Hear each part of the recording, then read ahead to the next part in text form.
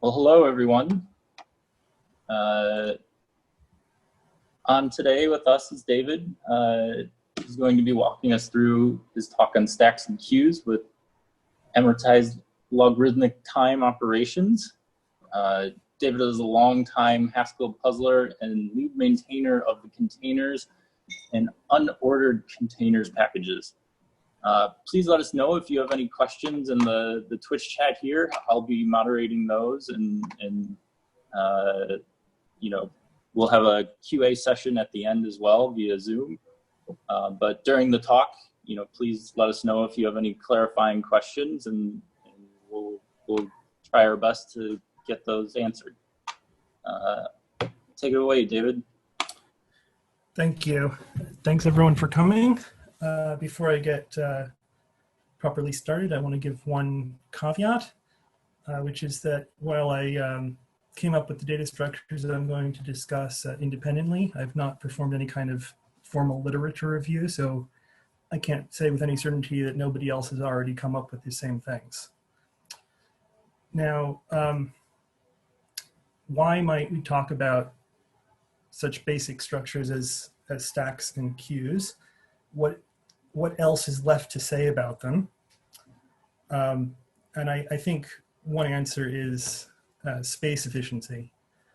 If we consider the simplest stack implementation in Haskell is, of course, a list, a linked list. A linked list has a standard Haskell list has one node in memory for each element. So that's a word of header, a word to store the actual element or pointer to it, and another word to store a pointer to the next element. If you want, you can reduce the space overhead by storing, let's say, 5 or 10 or 16 elements per list node. But whatever you do, you're always going to have O of n space overhead for the stack. And something similar happens with typical representations of queues. You end up with O of n space overhead. So my goal was to get down below that. And specifically, I wanted to have a stack or queue of size n to take n words plus O of log n words. So just the actual elements or pointers plus logarithmic overhead. And I wanted still tolerable time performance. The simplest possible thing that you could imagine would be to just store the stack or queue in an array, but then every single operation that modifies it will have to copy the entire array, which is O of n. So that's not very interesting. And so what I've gotten was is O of log n amortized time per operation. What do I mean about that? I'm just going to have a very brief digression into amortization, and especially what amortization looks like in a persistent functional setting. This is, so the classical, the basic idea is that whereas in a worst case data structure, each operation takes a certain amount of time limited by its worst case bound. For an amortized data structure, we look only at sequences of operations, usually starting from not having any of the structures around. And we ensure that a sequence of operations takes no more time than the sum of the amortized bounds of the operations in the sequence. Classically, we will do this using a sort of credit system, or storing up credit in a bank.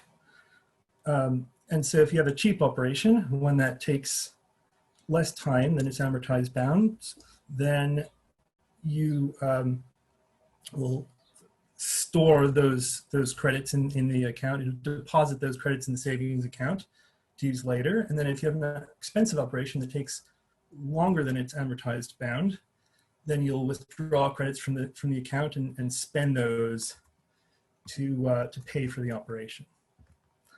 This does not work in the face of persistence, which is something that we have all over the place in Haskell. The problem is that you could perform an expensive operation and spend all your savings, and then you still have the data structure as it was before the operation, and then you can perform either the same or a similar expensive operation again, but now you have no savings to pay for it. Fortunately, Chris Okasaki, in his doctoral thesis, figured out that it's possible to fix this problem using lazy evaluation. So the idea here is that if you have an expensive computation, you can create a suspension or a thunk that represents it. And at that time, you place a number of debits on it that represent how much it will cost to force a suspension. And then as you perform operations on the data structure, you can pay down those debits. And then once there are no debits left on the suspension, then you can force it. The key to any debit analysis is always to work out the debit invariant, which tells you that for a particular data structure configuration, how many debits are allowed to be on each location in the data structure, which is called the debit allowance of that location or node. And you can see all the details in Okasaki's textbook, Purely Functional Data Structures, or you can find his thesis online. Brief note on sequence terminology.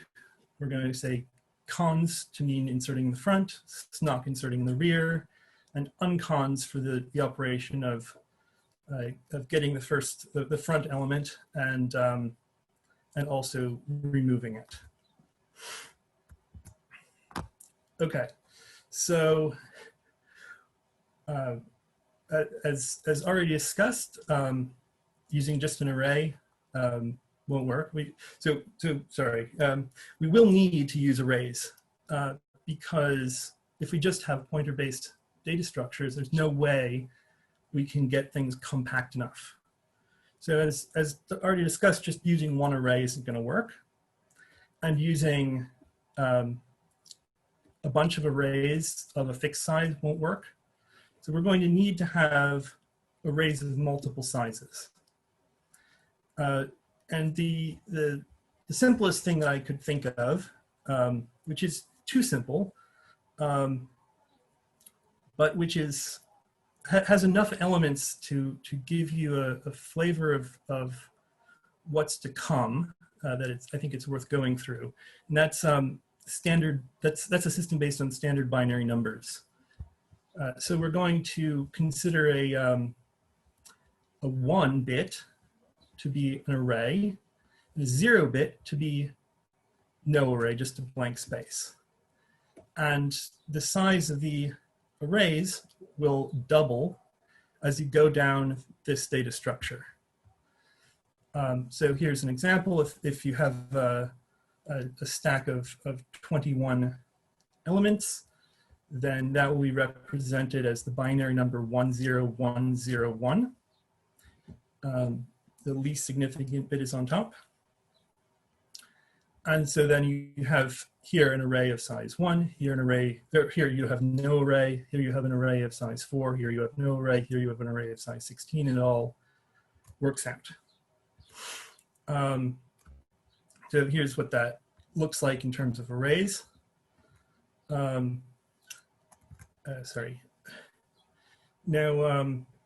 the cons operation is analogous to a numerical increment. And each time that increment operation performs a carry, that corresponds to appending arrays. And here you have an example of this on the screen, where the X will be combined with the A into a single array. Oh, sorry. And then that combination XA will be combined with BC. And then you reach a 0 and the carrying stops. And then uncons, of course, will correspond to decrement. And each borrow in the arithmetic will then correspond to splitting an array in half. Here's a wall of code. I'm not expecting anyone to look at this in detail, but I just want to show how the general shape of it. And note that here we have consing on with a 1 node produces a 0 node and carries using append. And then unconsing, again, unconsing from a 0 node will borrow from the node below, and then we'll split those arrays. What goes wrong? So the first big problem is if you have a bunch of, let's say you have a bunch of 1 nodes in a row, and you cons or increment, you get a whole bunch of carries. You spend a whole bunch of time appending arrays. Then the next thing you could do is you could then uncons immediately, and now you perform a whole bunch of borrows. It's going to be expensive. No, sorry, I forgot to say why this might possibly work, why you might think this is an interesting approach. The general idea is that as you go deeper into the structure, the operations all get more expensive. So even for the simple binary, if you just perform conses and you don't do any unconses, then every operation will affect the first node. Every other operation will affect the second node. Every fourth operation will affect the third node. Every 8th operation will affect the 4th node, or whatever the right numbers are. The problem is when you have cons and uncons, now we can get into a state where we can alternate back and forth, and every operation is very expensive. What else goes wrong is if you have a bunch of zeros in a row, then you have to do a whole bunch of splitting work in order to get to the first element, the frontmost element.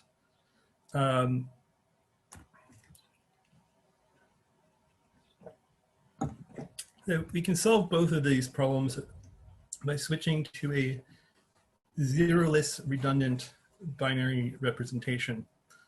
And this is very much like standard binary, except that the digits are different. So each digit still has the same weight as you would find in standard binary, but instead of having 0 and 1 digits, we have 1, 2, and 3 digits.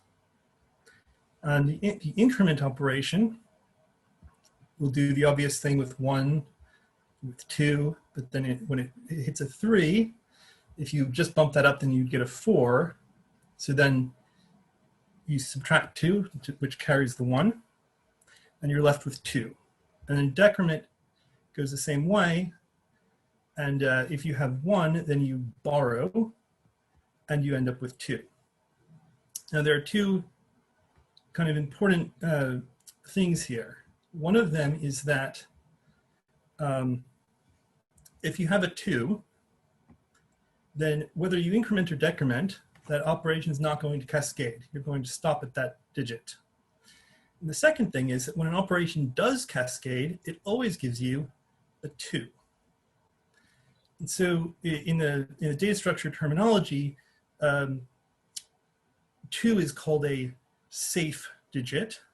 1 and 3 are called unsafe or dangerous digits. Okay, so now translating this into stacks, we're going to consider 2 nodes safe, 1 and 3 nodes unsafe. And then we can describe the debit invariant in terms of these safe and unsafe nodes. So first we say children of unsafe nodes have no debits. The debit allowance is 0. And then the children of safe nodes have a debit allowance that is determined by their ancestor nodes. And so specifically, we're going to look at safe nodes as 1s and unsafe nodes as 0s. And we're going to look at all of the ancestors of a particular node. Let's say we're looking at this 8 node. How many debits can there be on this 8 node? So the node with weight 8. And we see this binary number of 1, 0, 1, safe, unsafe, safe. And that means it has a debit allowance of 5.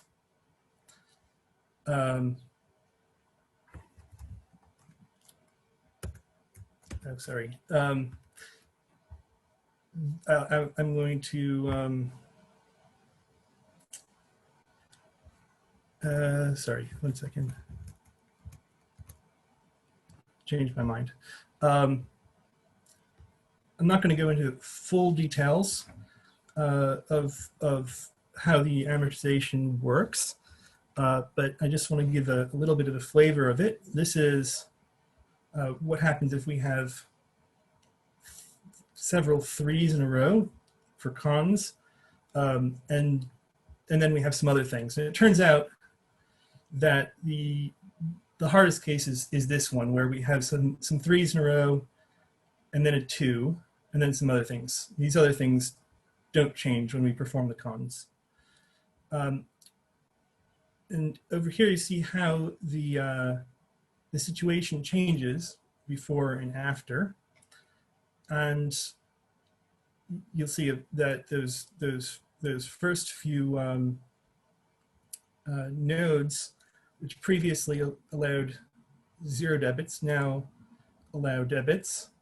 And then this one, which was the 2 over here, previously its child was allowed debits, and now it's not. And then down here, all of the children of safe nodes are allowed 1 fewer debit.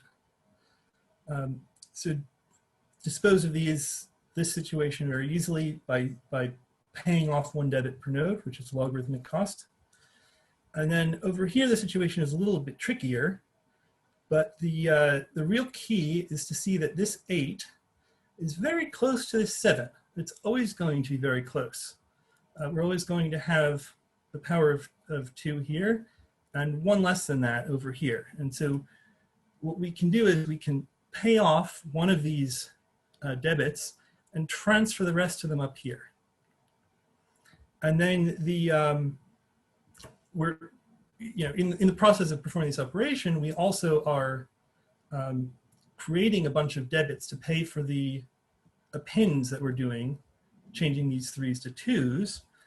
And it turns out that if we choose a small enough fraction as the constant factor for array appends, then there are always going to be enough there's always going to be enough debit allowance up in this part.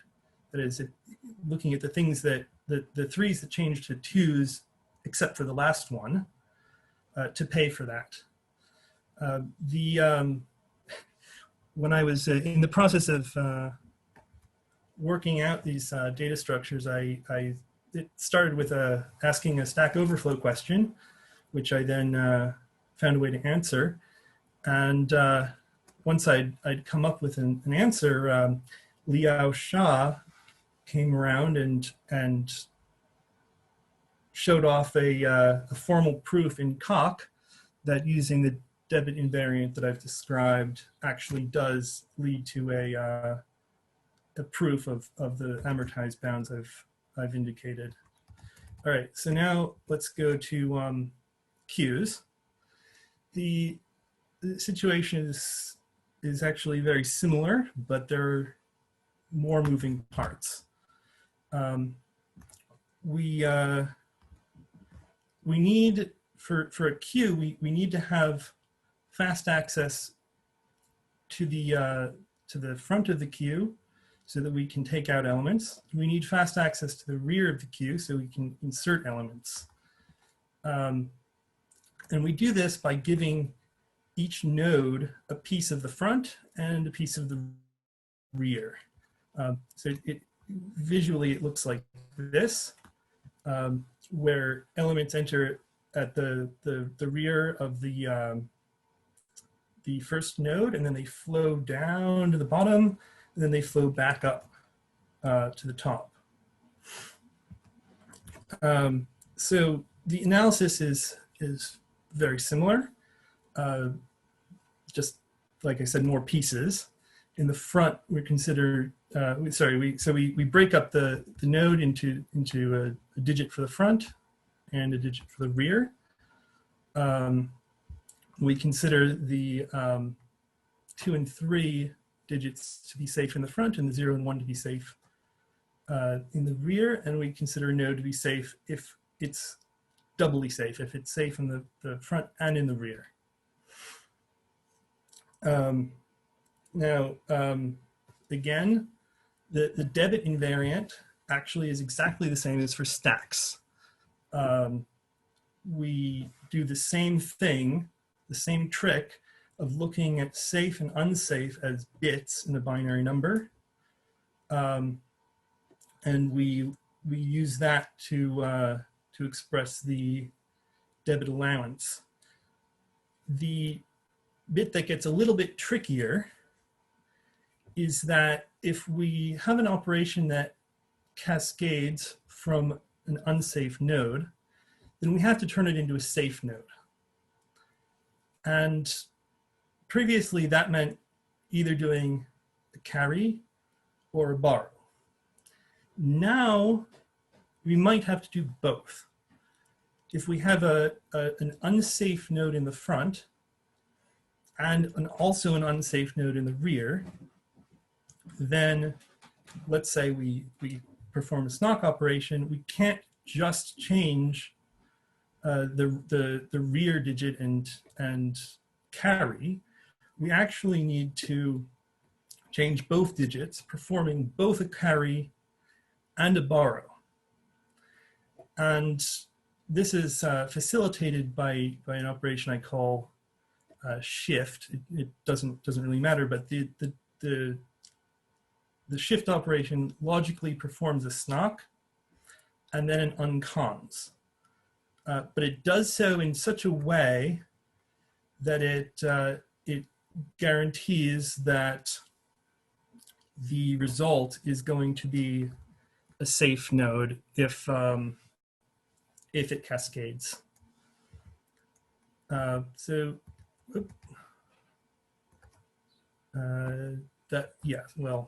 right. This is I meant to show that slide. Too late now. The same exact approach will work also for decks and input restricted decks and output restricted decks. Just a matter of changing what digits are allowed. And that went a little bit faster than I expected. So if there are any immediate questions, I'd be happy to take them.